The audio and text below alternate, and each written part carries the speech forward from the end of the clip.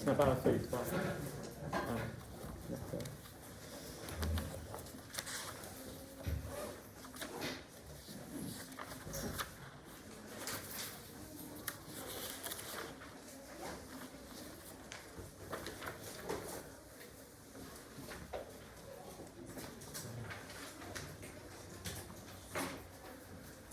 Ouais. Feuille 3.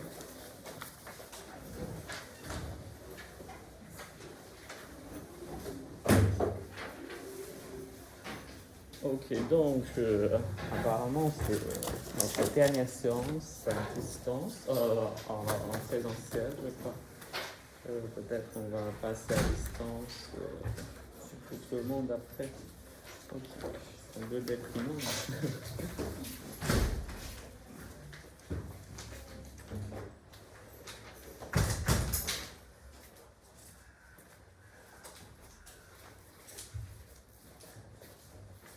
Ok, donc on était sur l'exercice 11 la dernière fois. On a fini l'exercice 11, je crois. Et ok, juste pour vous rappeler ce qu'on était en train de faire, ou ce qu'on a déjà fait, c'est on cherche. Ok, c'est toujours ce type de problème. Okay.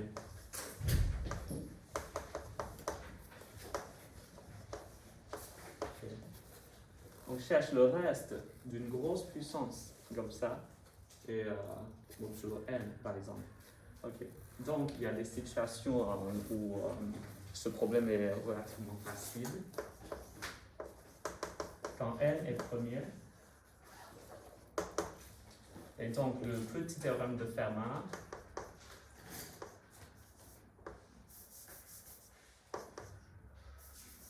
dit que, en fait, si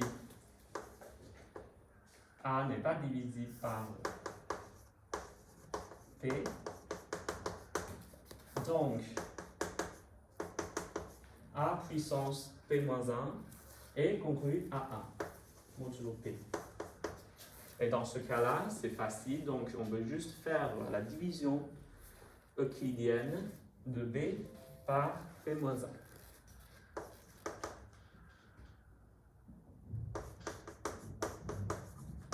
Donc on suppose que B a une écriture comme ça, et alors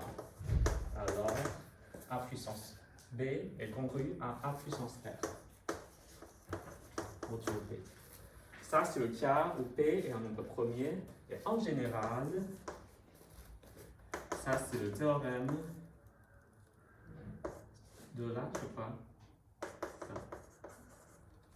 Oui, je ne me souviens plus le nom. Et en général, c'est qu'on a une fonction de là qui est le nombre d'éléments inversibles dans Z modulo n.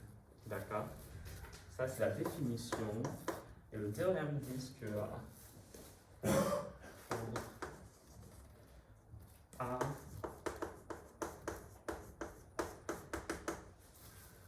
qui a un nombre qui a un élément inversible dans Z modulo n, alors A puissance pi de n est congru à 1 modulo n. D'accord? Donc essentiellement, c'est les deux cas. Mais en fait, parfois, on peut juste faire à la main, c'est-à-dire que si on a une factorisation pour n, et donc on peut trouver d'abord cet indice pour le premier facteur et après le deuxième facteur, et après on combine toutes les informations qu'on a. En fait, ça c'est le terme du reste chinois, c'est-à-dire que si on connaît le reste modulo chaque facteur, on connaît le reste modulo ce produit. D'accord? Ok, juste pour vous montrer un exemple, par exemple, on prend le produit de 13 fois 7, qui est égal à 91. Donc, disons qu'on cherche le reste de 100 puissance 1000 au 91. Donc, premièrement, on veut chercher cet indice B tel que 100 puissance B est congru à 1. Et après, on fait la division euclidienne pour cet indice qui apparaît dans la puissance et on prend juste le reste, d'accord? Et donc, le problème, c'est que comment trouver cet indice là, qui est conclu à 1 modulo 91. Ok, mais ce qu'on sait déjà, c'est on a déjà ces deux informations par le petit théorème de Fermat. Parce que 13 et 7 sont deux nombres premiers. Donc,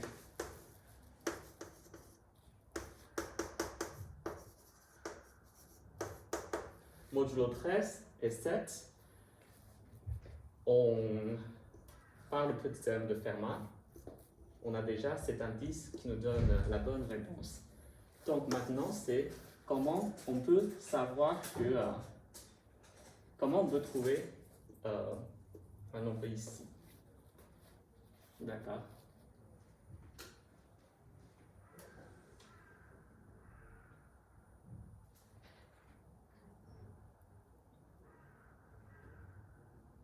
En fait, dans ce cas-là, si on utilise vraiment la propriété de cette fonction, en fait, ça c'est quasi multiplicatif, c'est-à-dire que phi de 91 est égal à phi de 13 fois phi de 7. Mais phi de 13 est 12 et fait phi de 7 est 6. D'accord? Et donc, on connaît que, en fait, là, on peut mettre 12 fois 6. Okay. Mais quand même, cet indice est un peu trop gros, dans le sens où même si on prend le reste modulo cet indice, ça nous reste quand même une grosse puissance à calculer, d'accord? Mais dans ce cas-là, en fait, on peut faire un peu plus simple. Pourquoi? Si on regarde, parce qu'on sait déjà qu'il y a une correspondance unique entre les classes d'équivalence modulo 91 et le couple, la paire de coordonnées, c'est-à-dire que ici,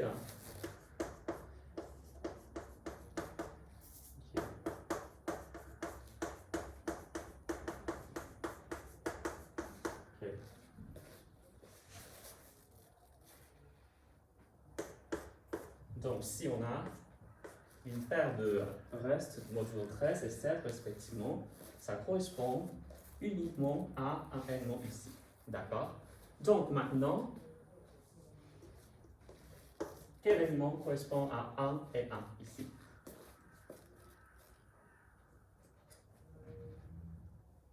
C'est-à-dire qu'il faut trouver un élément modulo 91, tel que cet élément est conclu à 1 modulo 13 et conclu à 1 modulo 7. 1, on dit le même élément. Parce qu'ici, on a deux éléments différents et donc on ne peut pas simplement prendre, par exemple, 100 puissance 6. On ne sait pas si 100 puissance 6 est conclu à 1 modulo 13 ou pas. Donc là, il faut trouver un nombre, juste un nombre, qui est conclu à la fois, qui est conclu à 1 à la fois modulo 13 et à la fois modulo 7. Qu'est-ce qu'on peut prendre? C'est juste 100 puissance 12, n'est-ce pas? Parce que 100 puissance 12, c'est juste 100 puissance 6 au carré. Mais ici, c'est conclu à 1, donc ça, c'est toujours conclu à 1 modulo 7. D'accord? Est-ce que tout le monde a compris ce point?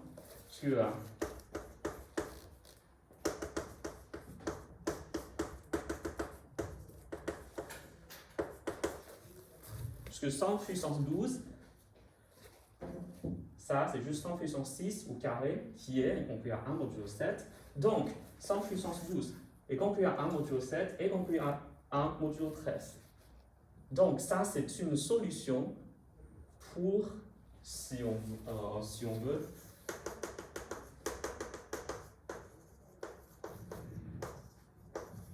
pour ce système d'équation de concurrence. Mais quelle est la solution évidente modulo 91? C'est 1. D'accord? Ici, dans ce cas, ce n'est pas la peine d'utiliser, par exemple, l'algorithme de Euclide et tout ça pour calculer, parce qu'on sait qu'il y a une correspondance unique, c'est-à-dire qu'il existe une solution et cette solution est unique. Donc, tant qu'on peut trouver une solution par nous-mêmes, par n'importe quelle méthode, on sait que ça, c'est la solution unique, modulo 91. Mais ici, dans ce cas-là, c'est trop facile. 1 est toujours une solution. Donc, modulo 91, ça, c'est la solution unique. D'accord? OK. Donc, c'est-à-dire que maintenant, la classe de concurrence modulo 91 qui correspond comment dire, à toutes les solutions de ce système, c'est 1. Mais on sait déjà que 100 puissance 12 est, comment dire, est une solution pour ce système. Donc, ça, c'est conclu à 1 modulo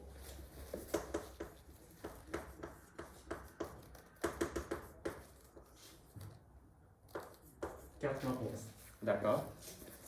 Donc, c'est très, très important. C'est vraiment cette correspondance sous le nom, comment dire, théorème de reste chinois, mais c'est juste sous la forme abstraite. Okay. Le théorème du reste chinois dit que si 13 et 7 sont premiers entre eux, donc pour le système d'équation de concurrence comme ça, x est conclu à A, x est conclu à B, modulo 13 et 7 respectivement. En fait, ici, si on prend x égale conclu à A, x conclu à B, c'est juste, on veut les imaginer comme les deux coordonnées A, B dans ce groupe. Ok, d'accord. Et après, le théorème du reste chinois dit qu'il existe une solution unique modulo 91.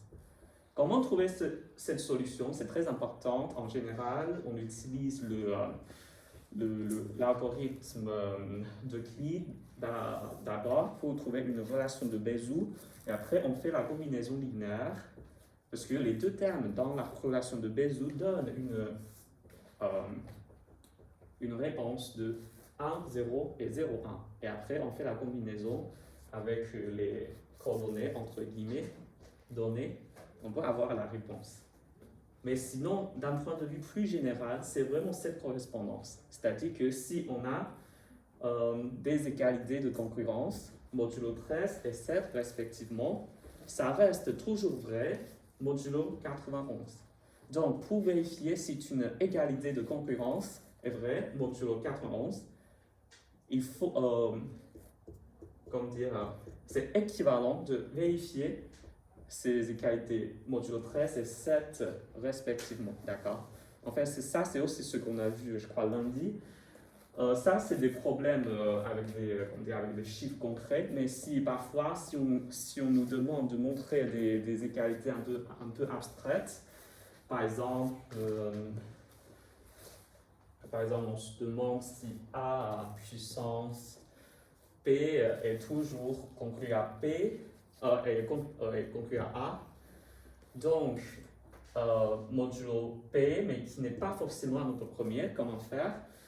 Donc, on peut d'abord faire la factorisation et on montre que modulo chaque P, ça reste vrai, parce que si P ne divise pas A, ça c'est juste le théorème, c'est le petit théorème de Fermat, mais sinon les deux sont conclus à 0, modulo B, du coup il n'y a pas de problème.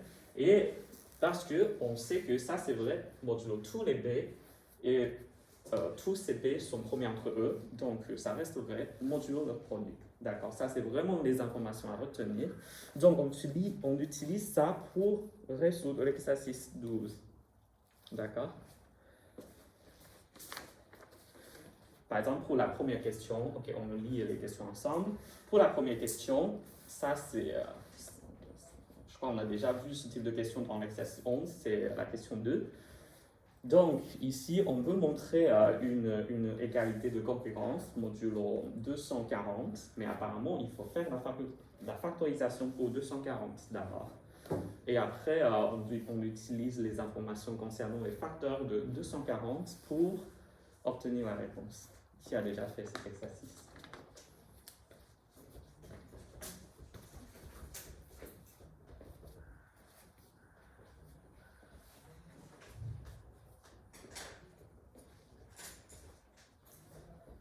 Et sinon, on regarde ce texte ensemble.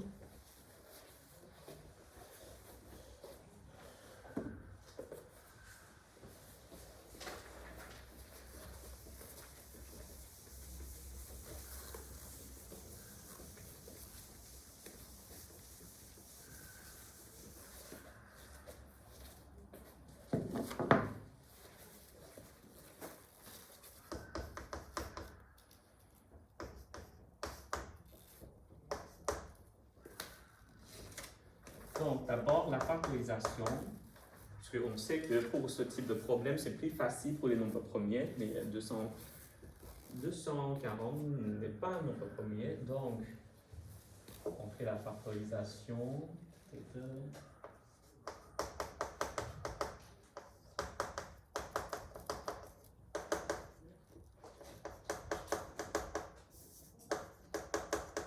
D'accord? Donc il y a 3 facteurs premiers, 2, 3 et 5.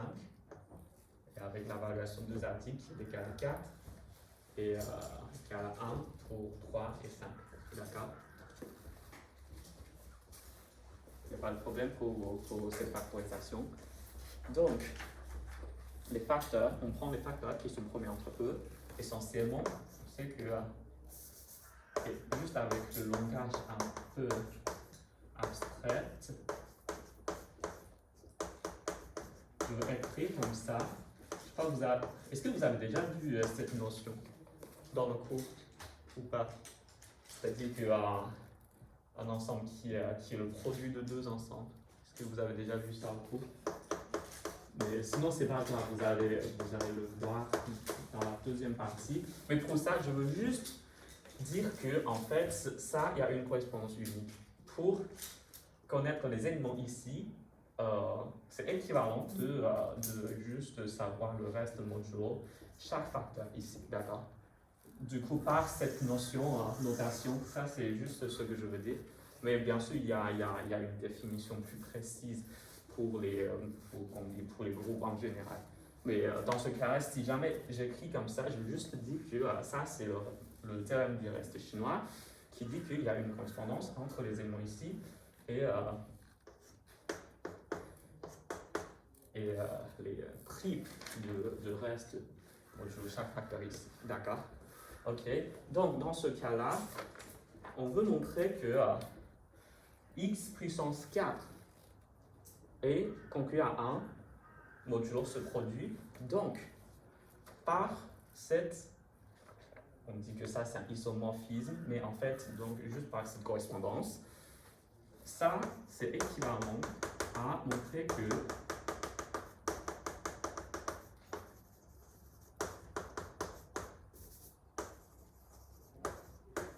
cette égalité est vraie modulo tous les facteurs. Et que ça c'est clair pour tout le monde, parce que ça c'est ce que je viens d'expliquer et tout ça, c'est que par cette correspondance, pour toutes les égalités de concurrence, c'est pareil de le vérifier soit ici, modulo 240, soit ici pour tous les facteurs. D'accord? Ok, donc en fait,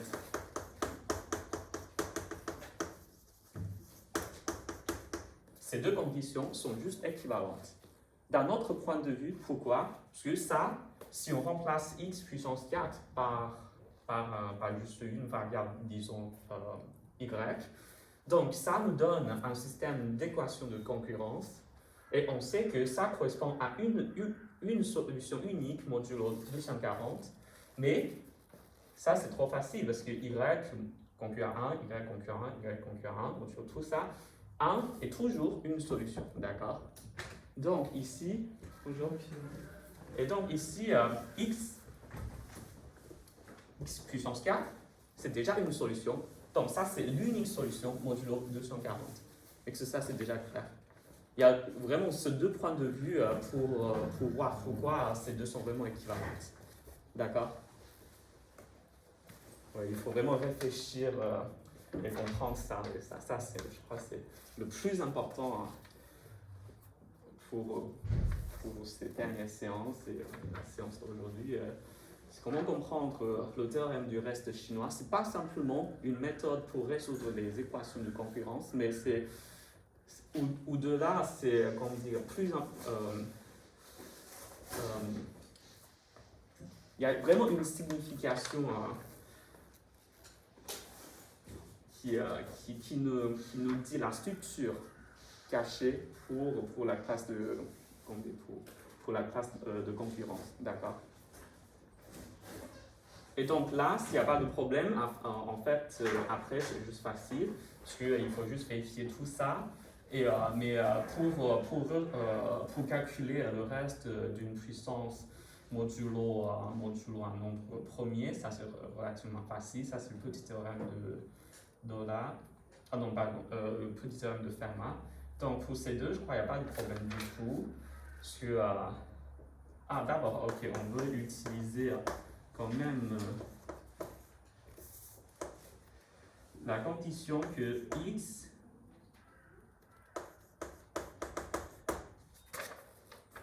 est première à 30. 30 c'est quoi? 30 c'est juste le produit de 2, 3 et 5. D'accord? Donc ça veut dire juste que x est première à 3, première à 5 et première à 2 respectivement. Donc x est première à 3. Donc ici, par le petit théorème de Fermat, x au carré est conclu à 1. Ici, x est première à 5. Donc par le petit théorème de Fermat, 5 moins 1 est 4. X puissance 4 est conclu à 1. Donc en fait, ces deux sont déjà satisfaites. Ok, ces deux conditions sont déjà satisfaites. Je crois que ce n'est pas la peine d'écrire. Tout le monde comprend pourquoi. Ici, on sait que par le petit théorème de Fermat, x au carré est conclu à 1. Donc on prend juste la carré. Donc x au carré, qui est égal à x puissance 4, est conclu à 1. D'accord? Du coup, les deux, c'est juste par le petit théorème de Fermat. Il faut juste vérifier que toutes les conditions demandées sont satisfaites. Mais ça demande quoi? Ça demande que x soit un élément inversible, modulo 3 et modulo 5 respectivement. Mais ça, c'est conclu, ça c'est inclus dans cette condition. D'accord? Donc, ce qu'il nous reste à faire, c'est juste vérifier ça. D'accord? Mais bien sûr, en général, on peut utiliser la fonction Dola qui a une formule générale pour n'importe quel nombre entier et même plus sympa pour les puissances d'un nombre premier, puisque on compte juste tous les éléments qui sont premiers à 2 modulo 2 puissance 4. D'accord? Ok.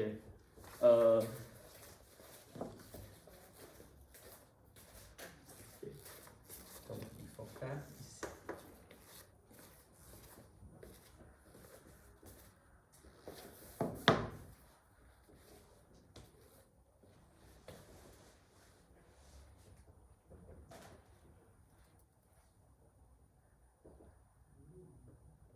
Donc, qui peut me donner... Vous avez déjà vu ça au cours? C'est-à-dire qu'il y a une formule générale pour phi de p puissance n. Donc, oui. C'est égal à...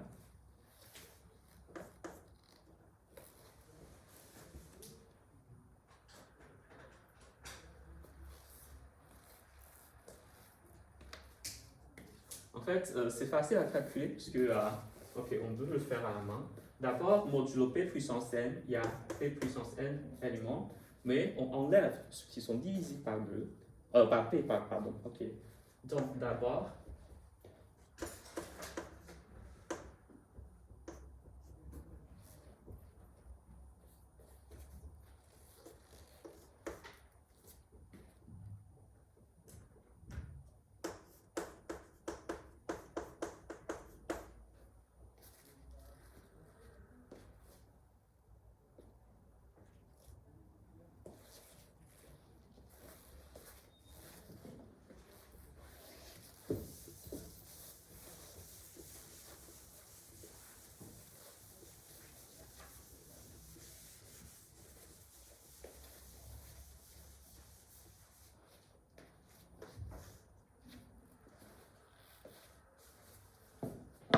ok. Tout le monde est d'accord? Oui. Donc, pour calculer la fonction Dola, il faut calculer tous les éléments modulo p puissance n qui sont divisibles par p, puisque un élément est divisible par p. Ça, c'est dès qu'on a dit que ça, c'est un élément inversible, parce que un élément est inversible dans p puissance n, c'est seulement aussi le BGCD de soit disons n, non, disons d, et p puissance n est égal à 1, mais ça veut dire juste qu'il n'y a pas de facteur p qui apparaît dans la factorisation de n. Donc, c'est juste tous les multiples de p, d'accord? Donc, ça, c'est tous les éléments modulo p puissance n, et ça, c'est le nombre d'éléments qui sont divisés par p, d'accord? Du coup, ça, c'est le nombre d'éléments indicibles modulo p puissance n. Donc, ici, on applique ça juste à p égale à 2 et n égale à 4. Donc, ça, c'est ce qu'il faut utiliser, c'est que x est bien un élément inversible dans z modulo de puissance 4, d'accord? Donc, x puissance, on applique juste cette fonction-là. Donc, c'est 2.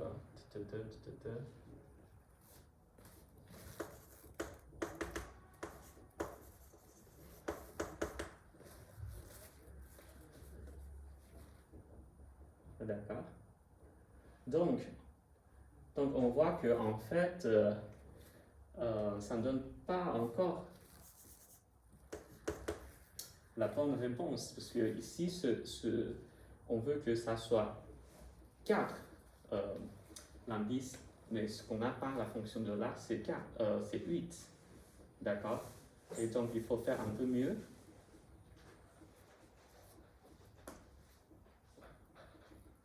Comment faire? Qui a une idée?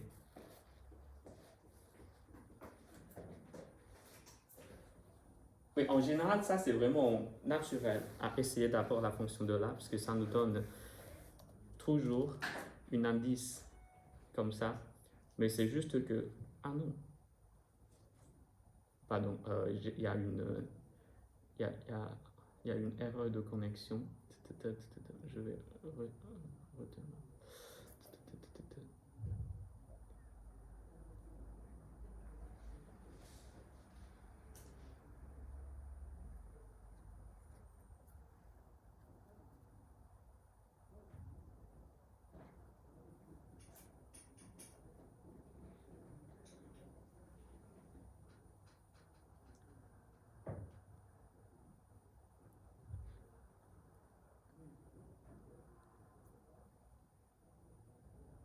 Ah oui, c'est bon maintenant.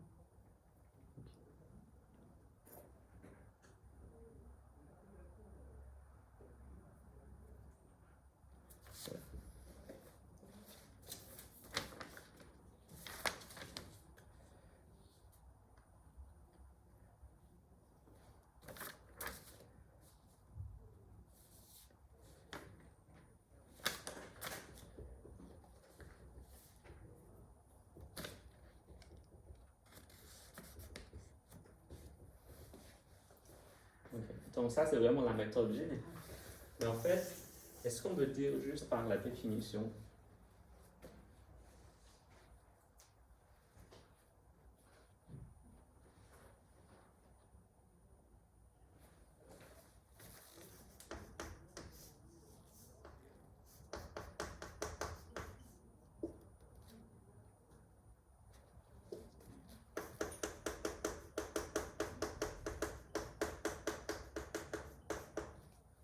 En fait, ça, par exemple, ça a une factorisation comme ça. Donc, on veut montrer que 2 puissance 4 divise ça. Mais si on veut démontrer, par exemple,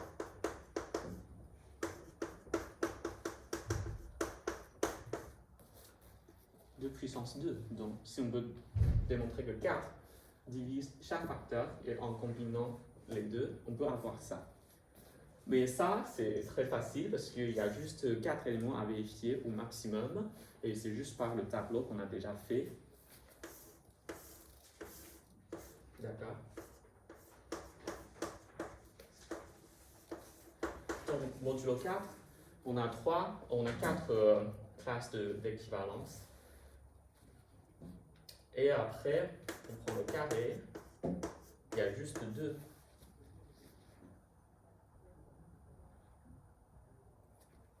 Et non, ça ne marche pas encore.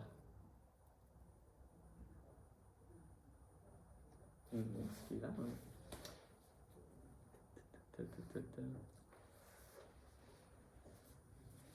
Ah oui, c'est là. Ok, ah oui, il n'y a pas de problème. Ah ok, pardon. Ah oui, oui, oui, ok. Ok, ici on a que x est conclu à. Ok. Ok, x c'est premier à 2 et donc il y a juste. Ah oui, oui, oh, c'est trop facile. Ok, pardon. Ok. Oui, oui, ici x est conclu à 2 et donc il y a juste ce choix-là. Ah non? Non, il y a ces deux choix. Et après, donc comment montrer que.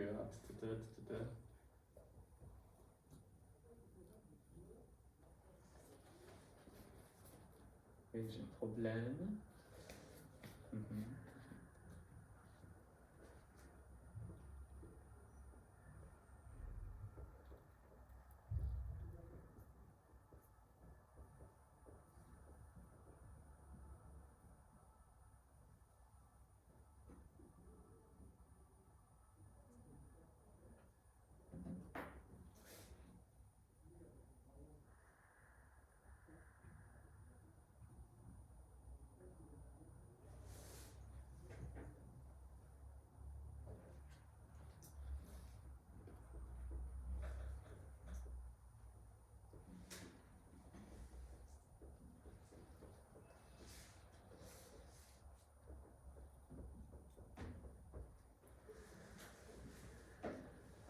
Hmm. Est-ce qu'on a déjà fait ce type d'exercice?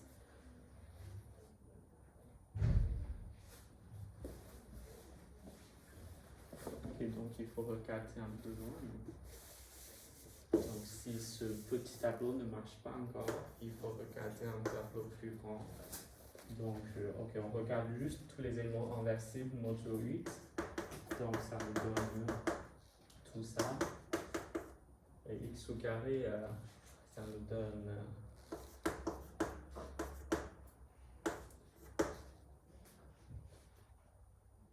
Ah oui, ok. Ah oui, je crois qu'on a déjà vu ce type d'exercice. Ok, donc dans ce cas-là, ok, s'il y a une petite puissance ne marche pas, il faut toujours augmenter la puissance. Ok, au maximum, on a 16 éléments. Ok, 16, ouais, il y a un peu trop, mais modulo 8, c'est quand même faisable parce qu'on regarde juste les éléments inversibles. Et ouais, ok. Ah oui, ok. Oh, c'est bon. Ok, donc on regarde juste les éléments inversibles modulo 8. Et donc les classes sont données par 1, 3, 5 et 7. Et x au carré est toujours conclu à 1 modulo 8. D'accord? Et donc x puissant. Donc 8 divise toujours x au carré moins 1. D'accord?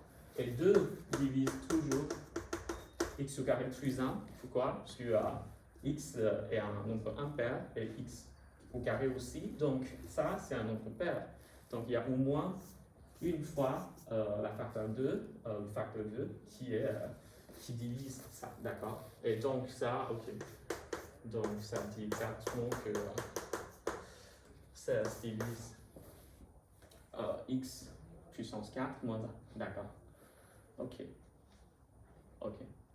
Donc, en fait, on voit que, ouais, ici, parfois la méthode générale ne marche pas trop. Il faut vraiment basculer sur des méthodes plus basiques, même par la définition. Et on prend la définition et on regarde comment faire.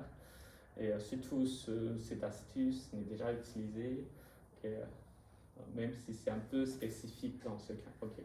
Mais bon, ok, en tout cas, ça, l'objectif, c'est très clair. Parce qu'on sait qu'on ne peut pas vérifier un tableau de 20 à 240 éléments et donc on fait la factorisation et on a vraiment diminué le nombre de vérifications qu'on doit faire modulo chaque facteur ici et les deux sont donnés par le petit terme de Fermat et ça c'est juste ce qu'on doit faire mais ça on voit qu'on veut juste le faire par la définition, d'accord?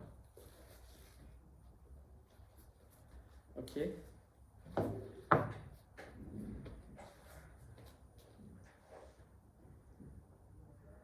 Et après, on regarde par exemple la question 2 et 3. Et maintenant, on comprend pourquoi on a cette question 2.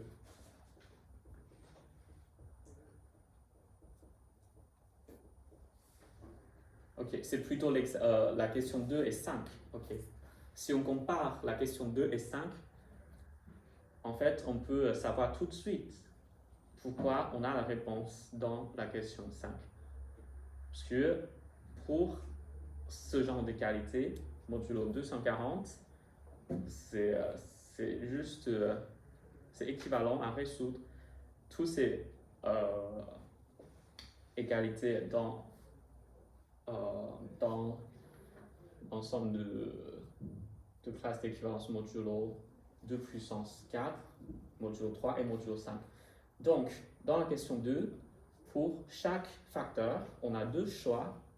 Donc, ensemble, on a 2 puissance 3 qui est égal à 8 choix.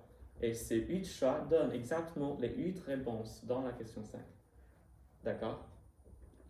Et donc c'est pour ça que la question 5 c'est déjà résolu, parce que par la question 2, on sait que il faut juste vérifier tout ça et on prend. Par exemple, pour montrer la question 5, c'est pas même la peine de faire le calcul.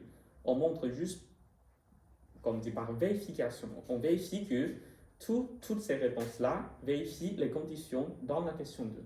Et par l'unicité de solution d'équation de concurrence, on peut conclure juste que, ça c'est toutes les solutions, parce que ça c'est satisfait par les conditions dans la question 2. Ok. Donc en gros, si on veut trouver toutes les possibilités en question 5, il faut faire la question 2 maintenant. D'accord?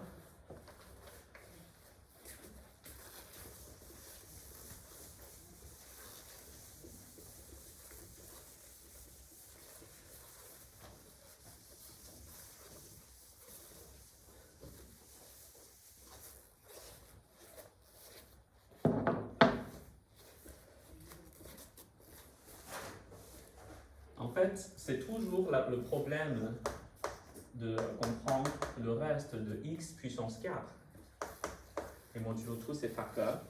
Mais dans la première question, on a une restriction que PGCD de x est 30 est égal à 1, c'est-à-dire que x est toujours inversible, modulo 2 puissance 4, modulo 3 et modulo 5. Donc dans ce cas-là, c'est juste qu'il n'y a pas cette restriction.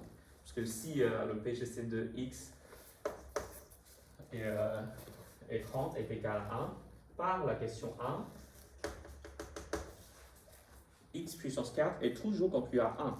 Modulo 2 puissance 4, modulo 3 et modulo 5. D'accord? Donc ça c'est bon déjà. Donc ce qu'il faut regarder, c'est juste que si x n'est pas... En fait, on peut vraiment l'écrire d'une façon uniforme. Ok, mais c'est pas grave. Ok, on suppose que 2 divise x. Et donc, 2 puissance 4 divise x puissance 4. Ouais, ça veut dire que x puissance 4 est conclu à 0 modulo 2 puissance 4. Ok. Et si 3 divise x, et c'est pareil, 3 bien sûr. Ok. Tout ça c'est trivial, ok. Tout ça c'est trivial. Ok. Et après c'est juste les combinaisons entre tout ça, et bien sûr ça nous donne toutes les possibilités ici, d'accord? Je crois qu'il n'y a pas trop de problème dans la question 2, c'est juste qu'il faut distinguer les cas différents pour les cas difficiles. On a déjà résolu dans la question 1. Et là-bas, c'est juste des cas simples, c'est-à-dire que si x est divisé par soit 2, soit 3, soit 5, ou par plusieurs parmi eux, et ça c'est facile, puisque c'est juste la divisibilité qui donne l'égalité, d'accord? Et donc maintenant, ce qu'on va faire, c'est la question 3.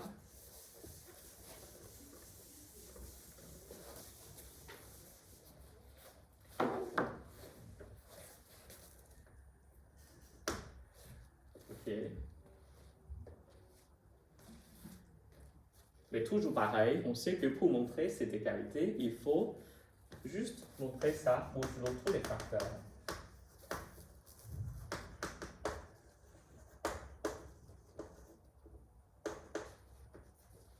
Mais c'est trivial. Pourquoi? Parce que dans la deuxième question, on a déjà montré que x puissance 4 est conclu à soit 0, soit 1. Mais 0 au carré est conclu à 0. Et 1 au carré est conclu à 1. D'accord? Parce que x puissance 8, c'est juste x puissance 4 au carré. D'accord. Donc, mais on sait déjà que x puissance 4 est conclu à 0 ou 1, modulo tous ces facteurs. Donc ça, c'est automatiquement satisfait. D'accord? Et c'est pour ça que cette question est aussi triviale. C'est toujours la même information qu'on doit retenir. C'est que modulo 240, c'est exactement la même chose que modulo 2 puissance 4 et modulo 3 et modulo 5 respectivement. D'accord? Et ok, donc j'écris pas les détails. Si vous avez des questions, me demandez, d'accord? Ok, pour la question 4, ouais, c'est trivial par la définition, ok? Parce que on veut montrer que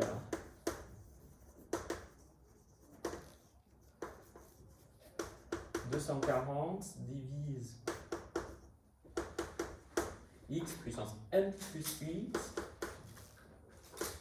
non, x puissance n plus 4. Mais ça, c'est quoi? Ça, c'est juste un multiple de ce qu'on a déjà regardé dans la question précédente. D'accord?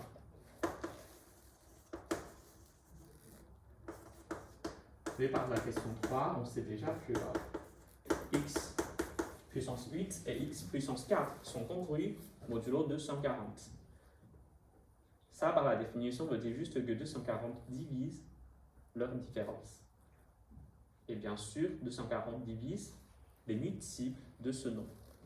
Et on le traduit en la forme de concurrence. C'est exactement ce qu'elle dit dans la question 4. D'accord? Et voilà. Et après, c'est la question 5. La question 5, comme je l'ai déjà dit. Okay.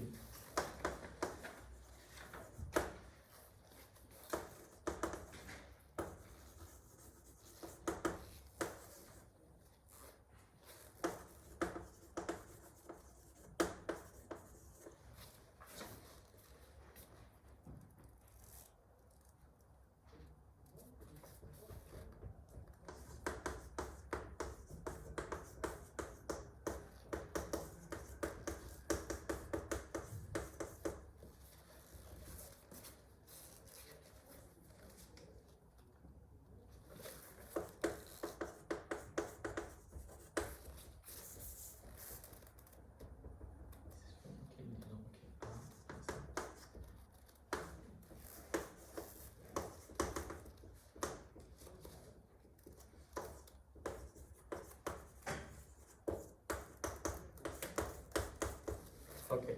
Donc maintenant, on a, ce qu'on veut démontrer, c'est les solutions pour x, c'est le choix possible pour x puissance 4. Okay, c'est le reste de x puissance 4, module 240. Mais en fait, par la question 2, ce qu'on a déjà vérifié, c'est en fait, il suffit de vérifier juste ces 4 choix satisfont les conditions qu'on a vues dans la question 2. D'accord? Parce que pour la vérification, c'est vraiment plus simple. Parce que ça, ouais, c'est un nombre très grand. On prend juste le reste modulo des petits nombres. Donc, c'est facile à vérifier. Mais pour reconstruire tous ces nombres-là, c'est un peu plus difficile. Parce qu'il faut résoudre les équations de concurrence.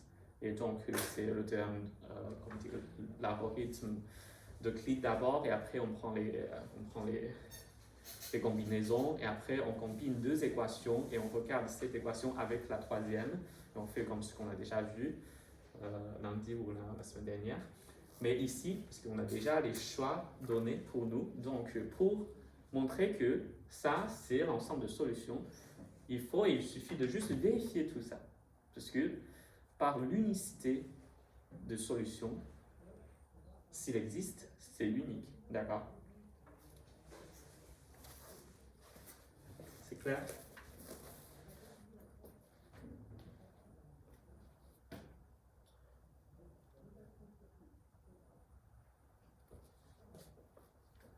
Et je vous laisse un peu de temps pour réfléchir et diriger tout ça. Mais en gros, c'est vraiment l'idée du théorème du reste chinois qu'on utilise dans ce type de questions. On divise un gros problème en des facteurs plus ou moins simples. D'accord.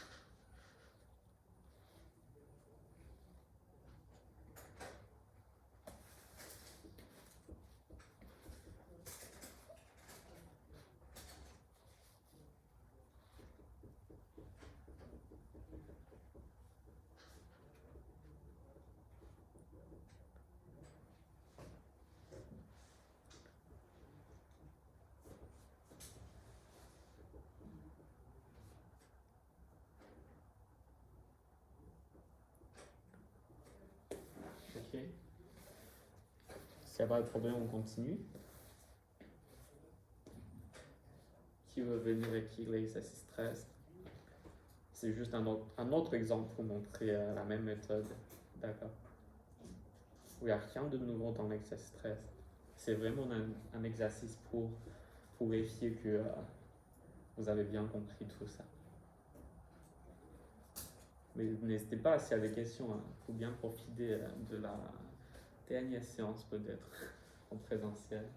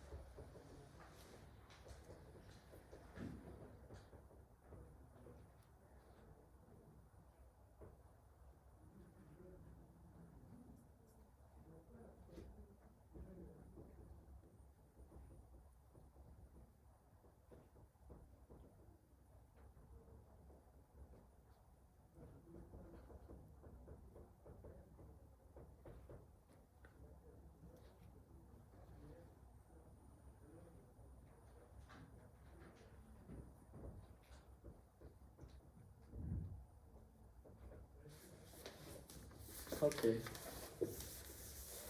Personne n'a envie de venir?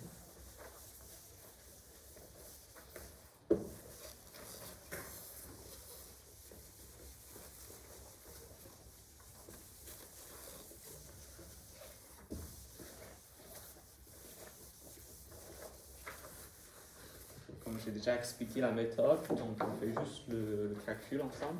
D'accord? Donc on cherche 2018 puissance 2019, c'est ça le nombre en question? Ouais, c'est ça.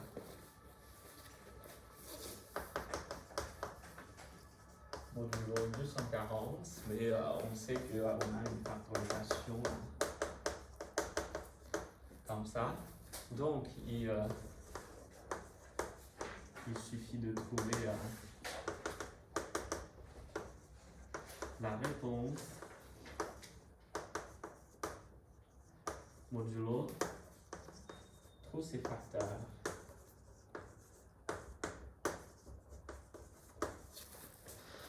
Pour la première, c'est vraiment facile. Pourquoi?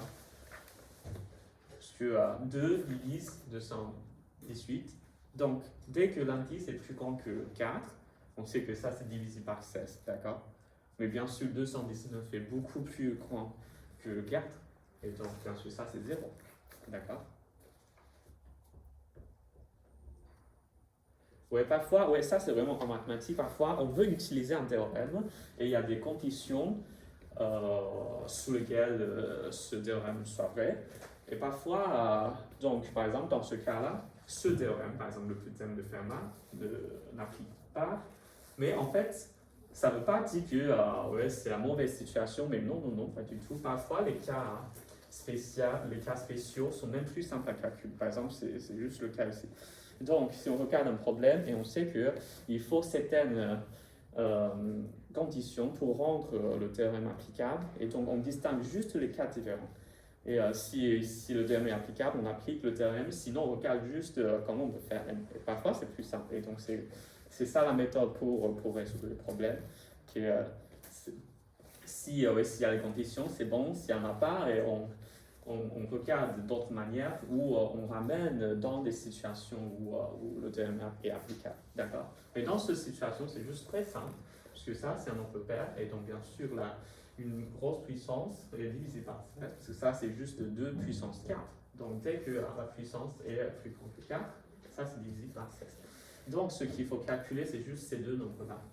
Mais ici, ok, c'est facile, parce que on a vraiment juste, par exemple, 4 éléments et 2 éléments ici qui sont inversibles dans Z modulo 5 et Z modulo 3. D'accord? Donc, il faut juste écrire un tableau. Okay. Ici, on sait que modulo 5, ça c'est compris à 3. Pourquoi? C'est juste 8 moins, c'est juste le dernier chiffre, ok, 8 moins 5. Parce qu'on sait que 215 c'est divisé par 5, et donc ça c'est conclu à 3. Modulo 5. Donc maintenant on écrit le tableau pour déterminer la puissance.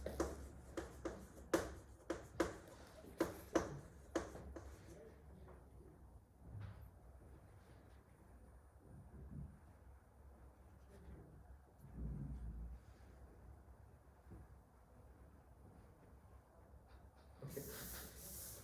Mais c'est pas maintenant, ok. On fait la. Ça c'est. Ok, je regarde ici. Okay. Donc, modulo 4.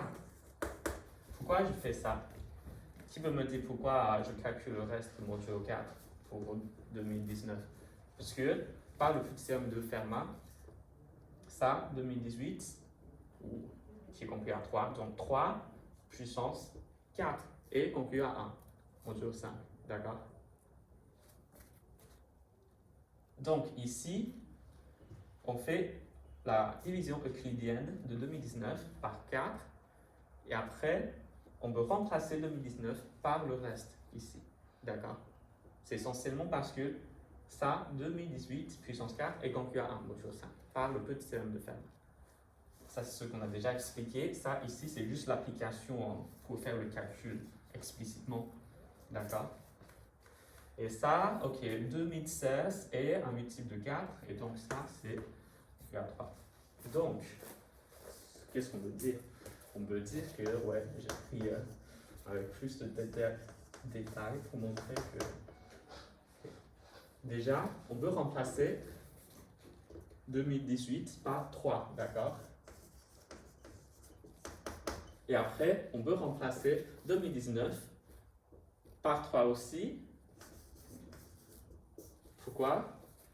Parce que okay. Parce qu'un multiple de 4 dans la puissance nous donne le reste 1. D'accord?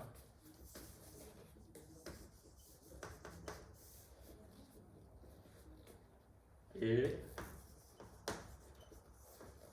ça nous donne 2. D'accord? Et pareil pour ça, d'abord on calcule le reste de la division euclidienne de 2018 par 3. Ça c'est conclu à 1. Donc je crois comment faire, il faut juste calculer la somme de tous les chiffres. D'accord? Et après, pareil.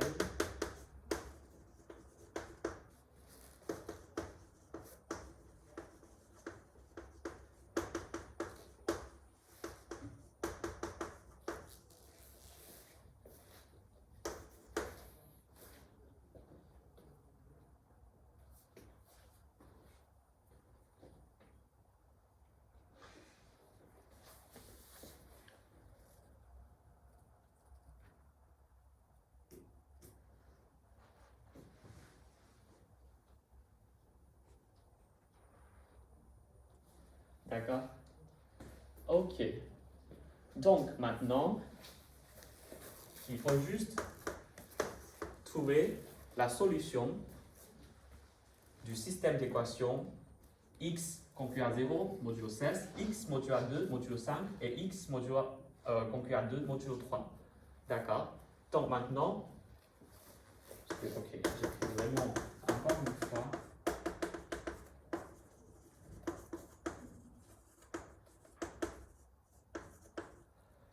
Ça, c'est équivalent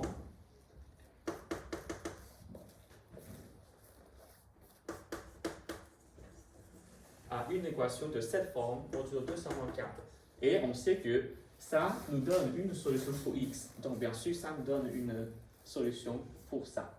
Donc, il faut juste résoudre ce système d'équations pour trouver ce coefficient-là. Donc, comment on a fait? On peut d'abord combiner deux équations. Ok. Ces deux équations sont équivalentes à une équation modulo 15, qui est le produit de 5 et 3. Mais on a une solution qui est trop évidente, qui veut me dire juste une solution évidente pour ces deux équations de concurrence modulo 15. Mais c'est juste 2, non? Ouais. Parce que chaque fois, si on voit ce genre d'équation de concurrence, du coup, c'est la même égalité. Donc, la même égalité est vraie modulo 5 et 3 respectivement, si et seulement si elle est vraie modulo 5 fois 3. D'accord? Donc, ici, on peut juste remplacer ces deux équations par une équation qui est x conclu à 2 modulo 15. Parce que x égale à 2 est une solution pour ces deux équations. Et ça nous donne une solution unique modulo 15. Donc, ces deux solutions-là sont équivalentes à une solution. Je dis équivalente pour dire que l'ensemble de solutions sont... les ensembles de solutions pour ces deux systèmes sont pareils. D'accord? Ok. Donc, ça, tout ça, c'est équivalent à... Maintenant...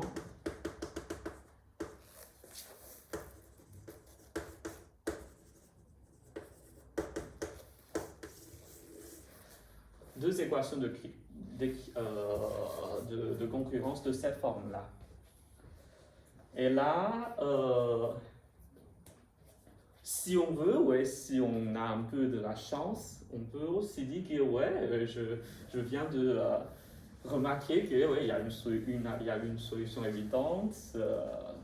Ouais, on peut juste prendre cette solution et qui le reste pour x, modulo 240. Mais sinon, comment faire? Il y a une méthode générale, c'est l'algorithme d'Euclide. Mais l'algorithme d'Euclide pour 16 et 5 est trop simple. Parce que la différence, c'est juste égal à 1, d'accord? Donc, c'est pas la peine de faire vraiment tout l'algorithme pour trouver les coefficients qui les rend 1. Mais ici, c'est juste 1 et moins 1, d'accord? Ok, j'écris ici. Donc, relation de Bézout.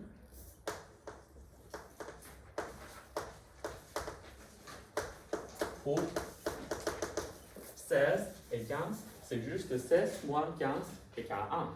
Donc, 16 nous donne une solution qui est conclue à 0 modulo 16 et conclue à 1 modulo 15. Et moins 15 nous donne une solution de 1, 0 modulo 16 et 15 respectivement. Donc, ça c'est équivalent à quoi? Ça c'est équivalent à x conclu à une combinaison linéaire de 16 et moins 5 par les coefficients 0 et 2. D'accord? Et on met 0 pour 15 et on met 2 pour 16. Et il faut vraiment faire attention de ne pas mettre les deux coefficients à l'envers. Parce que c'est vraiment... Ok, en fait, il y a une petite astuce. On peut juste imaginer que on peut faire genre d'une manière croisée, c'est-à-dire on prend 0 avec le produit de 15. Et ici, c'est 15 fois moins 1. Et après 2 fois un multiple de 16. Ici, c'est juste 16 fois 1. Mais en général, on doit comprendre pourquoi on prend les coefficients comme ça. C'est vraiment pour satisfaire les conditions de coordonnées entre guillemets modulo 5 et 3 respectivement. D'accord? Donc, ça nous donne x conclu à 13 modulo 240. C'est-à-dire que ces trois équations-là sont équivalentes à une équation d'équivalence qui est x conclu à 32 modulo 240. Ça nous donne déjà la réponse pour le reste de 2018 puissance 2019 modulo 240. Pourquoi?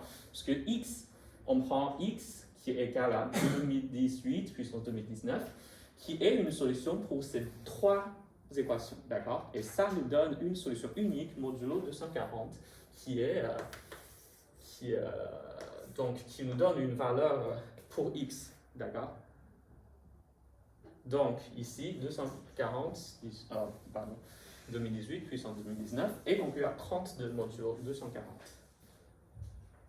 Mais si on veut, comment faire la vérification? C'est vraiment partout ça. On a l'équivalence entre tous ces systèmes d'équivalence, tous ces systèmes de concurrence, soit avec trois équations, ou deux équations, ou une équation, modulo 3 facteurs, ou un facteur et le produit des deux facteurs, et après le produit de tous les facteurs. Et on vérifie que, en fait, on a une égalité de 2018 puissance 2019 qui est égale à tout ça partout, et donc ça nous donne une égalité modulo 240 et aussi modulo tous les facteurs respectifs, d'accord? Donc l'information c'est vraiment ça. Pour comprendre le classe d'équivalence modulo un nombre, on factorise ce nombre d'abord et on essaie de comprendre la classe d'équivalence modulo tous les classes d'équivalence modulo les facteurs. Et après, on combine les informations.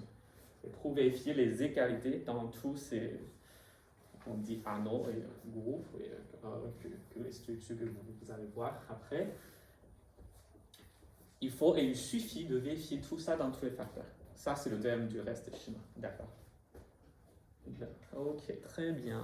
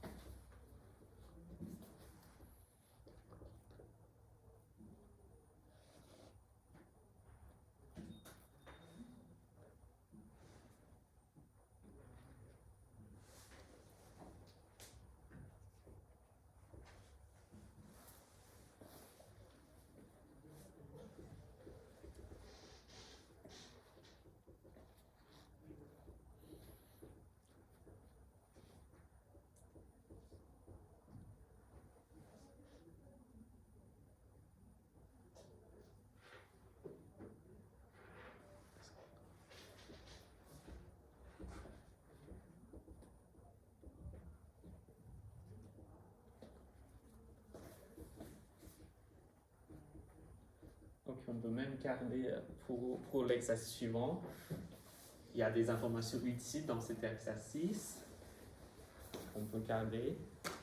Ici, donc, c'est toujours 2018, 2019. Et pourquoi on a 3 et 4. Okay.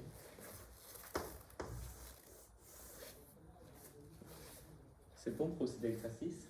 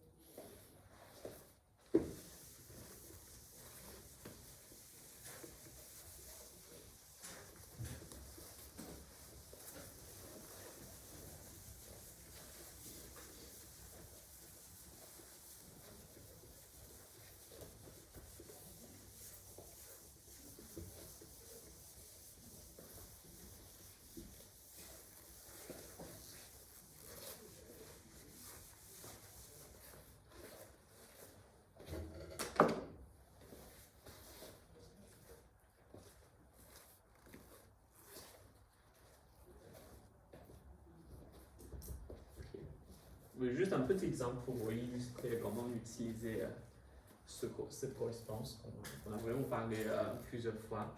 Par exemple, si on cherche une solution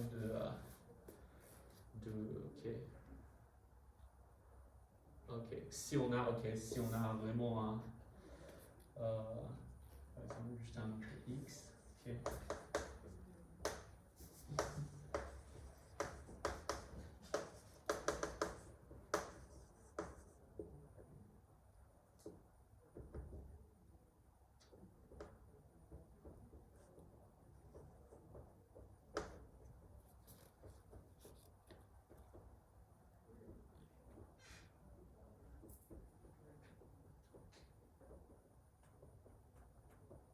c'est là, c'est ok, mais bon, on va regarder l'exercice 14 ensemble. Juste au cas où vous n'avez pas encore lu ça, ok. C'est juste que c'est le même esprit, c'est juste que maintenant on a une écriture plus générale avec une variable n, d'accord? Parce que ce qu'on a vu avant, c'était avec un nombre précis, explicite, mais maintenant on a n qui est une variable, mais c'est pas grave, parce que on connaît déjà la méthode et on garde juste le n toujours et on peut savoir comment faire. Ok. Donc la première question, juste pour les notations, on a la puissance de 3, la puissance de 4, et après une combinaison linéaire de puissance de 2018 et 2019. Mais bien sûr, je crois il doit y avoir des choses entre 3 et 2018 et 4 et 2019, et sinon on ne peut pas avoir le lien entre ces deux. Mais bon, ok, d'abord la première question, ça concerne juste AN et PN. Donc pour comprendre leur... donc essentiellement c'est juste comment dire, le tableau qu'on va écrire. Ok.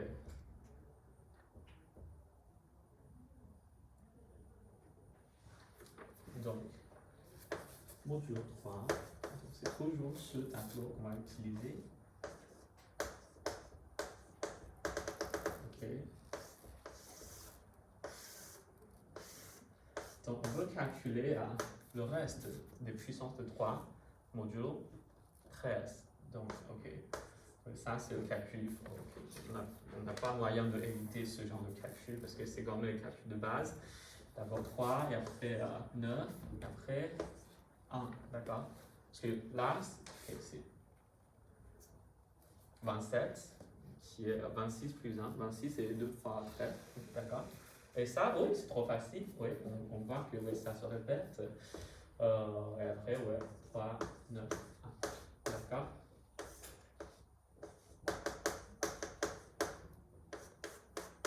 Donc, on peut dire que, en fait, si on écrit n comme un multiple de...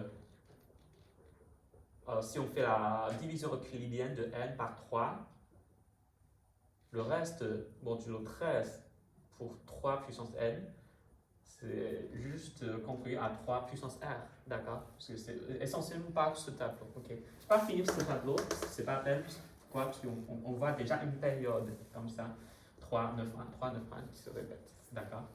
Ok, donc on peut dire que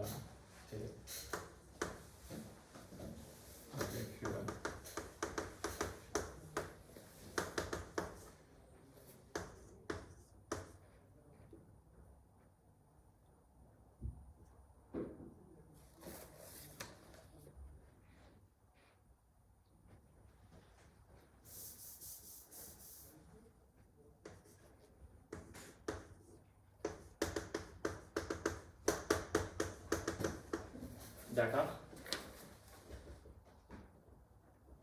Et on a utilisé aucun théorème, aucune proposition fancy, c'est juste le calcul. On écrit ce tableau et on observe que ça se répète juste après 3 éléments. Et donc, on prend juste le reste modulo 3 pour cet indice et on peut avoir la réponse. D'accord? Et maintenant, ce qu'il faut faire, c'est le même tableau, mais pour 4. On remplace 3 par 4 ici pour toutes les puissances, mais on calcule quand même la puissance modulo 13. D'accord? C'est bien la question de modulo 13. Oui. Donc, on calcule ça. Modulo 13, ça me donne 4, 5, 3. Et ici, c'est pas la peine de calculer 4 puissance 3 et on prend le reste modulo 13, mais on peut directement calculer 4 fois, comme dit, 4 fois 3 et on prend le reste. D'accord? Pour tous les calculs de concurrence, on peut toujours faire, on peut toujours d'abord prendre le reste et après on fait le calcul. D'accord? Donc ici, c'est 12, mais on peut écrire moins 1. Okay. Parce qu'on peut toujours choisir un nombre dont la valeur absolue est plus petite que la moitié de 13. D'accord? Donc, pourquoi c'est facile le calcul? Tout simplement ça. Bien sûr, on peut écrire 12, mais après, il faut faire le produit 12 fois 4. Je trouve ça un peu pénible, mais bien sûr, c'est pas grave. Mais ici, ok, ici c'est plus simple. Ok, je peux toujours écrire moins 4. Ok. Et après,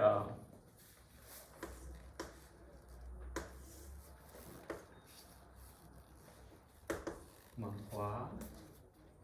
Après, 1. Est-ce que mon calcul sont corrects?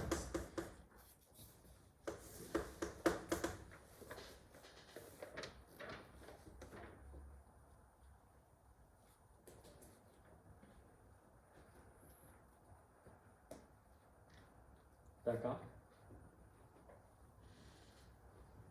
En fait, par exemple, pour calculer 4 puissance 5, on peut prendre soit les produits de ces deux éléments, soit de ces deux éléments. Parce que ça, le produit de 4 au carré et 4 au cube, c'est bien 4 puissance 5. Donc, pour avoir moins 3 ici, on peut par exemple faire d'abord, on peut faire par exemple 4 fois moins 4 et on prend le reste qui est égal à moins 3. Mais ça, c'est même plus simple. On prend juste 3 et moins 1. D'accord, ça me donne directement moins 3. Et pour ça aussi, il faut juste prendre, pour calculer 4 puissance 6, il faut juste prendre 4 puissance 3 au carré. D'accord? Donc, dès qu'on voit moins 1, on est plus ou moins content parce qu'on sait que si on prend le carré, ça devient 1. Donc, mais pourquoi on cherche 1? Parce que si on a 1 et ça se répète. D'accord. Ok, très bien. Donc, ici, on voit que il y a combien d'éléments? Il y a 6 éléments dans cette période. Donc,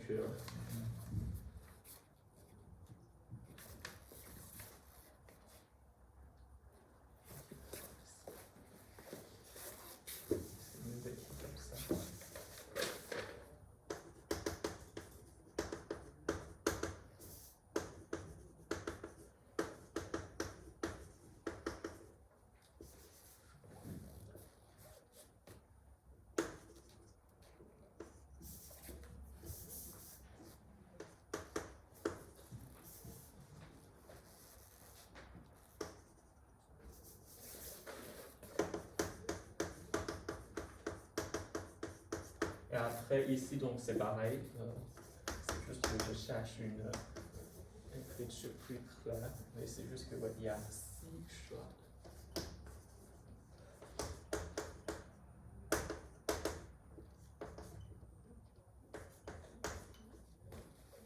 Pour n égale à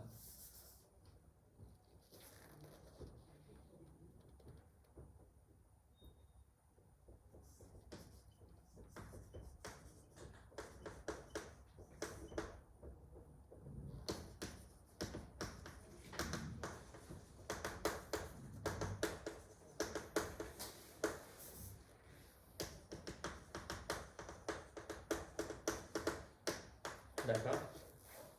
Ok. Donc, ouais, donc c'est juste, on écrit un tableau et on peut conclure. Donc, et après, que peut-on dire de valeur de Cn modulo 3? Mais bien sûr, on voit que maintenant, on a 2018 et 2019. Donc, pour comprendre le reste modulo 13, il faut d'abord comprendre le reste de 2018 et 2019 modulo 13. D'accord?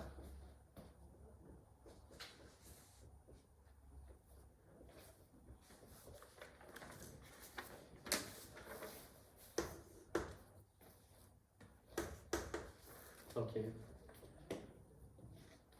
Et du coup, ça, d'abord, on a appris le reste de la division euclidienne de 2018 par 13 et pour 2019 par 13. Et ça, c'est compris à 3 et 4 respectivement. Et donc, on peut, pour comprendre le reste de Cn modulo 13, on peut remplacer 2018 et 2019 par 3 et 4 respectivement. Donc, c'est Cn et on peut l'écrire comme Cn est égal à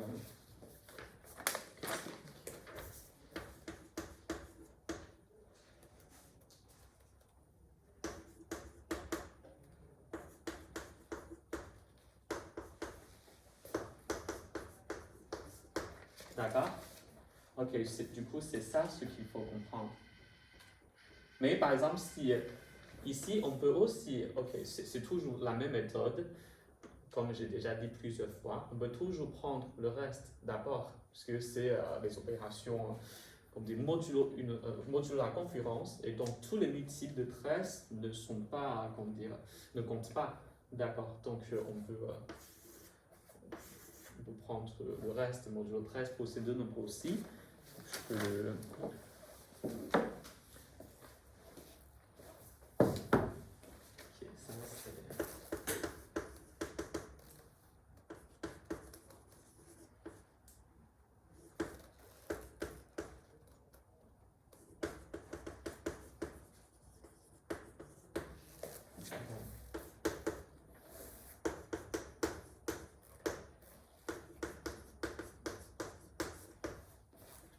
d'accord.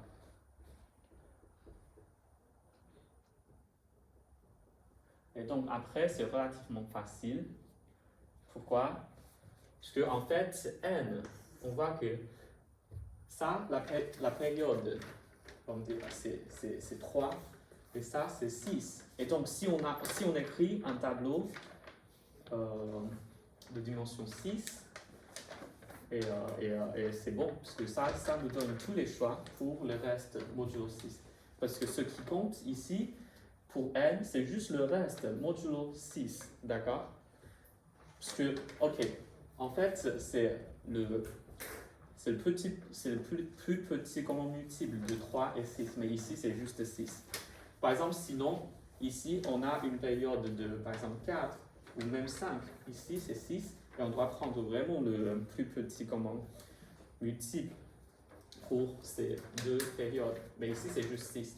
Donc, il faut juste combiner ces deux tableaux. Ok. Donc, on a une correspondance ici. n égale à 1, 2, 3, 4, 5, 6. Et après, on calcule juste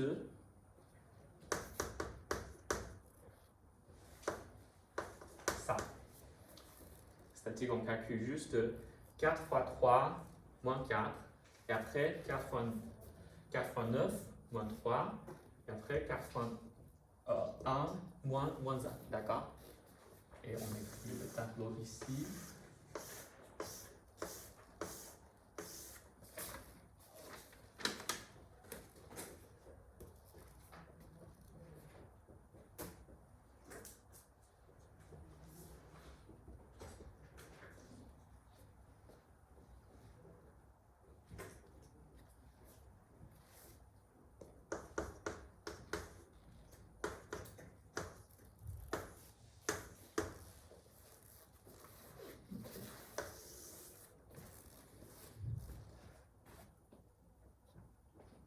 Ok, parce que ça, il y a des problèmes. C'est vraiment juste combiner les trucs ici et les trucs ici avec les coefficients 4 et moins 1. D'accord? Et après, on a ça. Donc, ça nous donne juste la réponse pour Cn. Donc, dernière question. Qu'est-ce qu'on a Cn compris à 0 modulo 3? Donc, c'est ici. Donc, quand n est conclu à 5 modulo 6, ok? Quand est-ce qu'on a Cn conclu à 3 modulo 13? Donc, c'est ici. Donc, si et seulement si, n est un multiple de 6. D'accord? Je crois qu'on a déjà vu ce type de tableau. C'est que, on a déjà vu. Par exemple, il faut calculer. On cherche, par exemple, ok, pour montrer que. Ça, il n'y a pas de solution, je crois. Je ne me souviens plus les indices, mais c'est juste que, ouais, on écrit les valeurs possibles de x cube ou x au carré, ou je ne me souviens plus, x c'est carré ou cube. Mais ici, pareil, et après, on fait un tableau et on regarde toutes les combinaisons possibles pour le reste de cette somme. Et ici, c'est pareil. Ok, c'est pas une somme, mais c'est une combinaison linéaire. Ok, donc c'est une somme généralisée. Ouais, et après, on peut dire, ouais, donc quand est-ce qu'on a ça conclu à un truc, c'est juste, donc c'est juste avec ce tableau qu'on peut avoir des informations. D'accord? Ok, très bien. Vous avez des questions?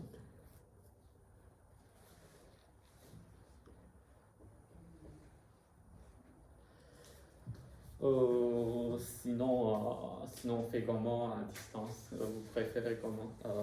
Combien une visioconférence en direct, en Zoom, ou vous préférez regarder les vidéos après? En direct, non? Ouais, en direct, d'accord. Oui, c'est juste que parce que maintenant, je me rends compte qu'il y a de moins en moins de gens en direct, mais ils regardent vraiment les vidéos après, parce qu'il y a beaucoup de vues sur les vidéos, mais pas beaucoup de participants qui rejoignent dans la salle de réunion maintenant. Okay. C'est mieux quand c'est enregistré.